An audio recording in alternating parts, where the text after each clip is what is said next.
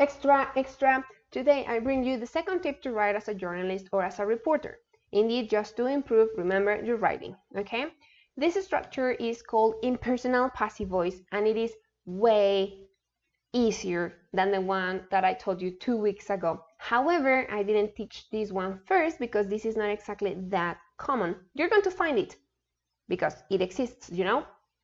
But the other one is, well, a lot more common than this one, okay? So just before we start, I would like just to comment something about passive voice so you keep it in mind, okay? Remember that passive voice, whenever you're using passive voice, the person who says the things is irrelevant. The person who does the things is irrelevant. That's why you're using passive voice. Another thing, the reporting verbs. So this is the list of 8 that I taught you 2 weeks ago, which are the most common verbs to use with this kind of personal and impersonal passive voice reporting verbs. However, it is not limitative and they don't exclude other verbs.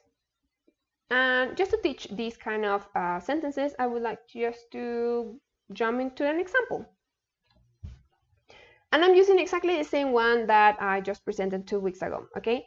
So here it is. People know that Kaylee McEnany defends racism. And again, I'm going to be using 4 steps to create these kind of sentences. The first one is to start it with it. The second one is to detect the verb, the reporting verb, okay, and transform it into a passive voice, keeping the tense. And the third step is to write that. My fourth step is to detect the clause and copy it as it is. Voila! A sentence in impersonal passive voice, which is, it is known that Kaylee McEnany defends racism. Another example.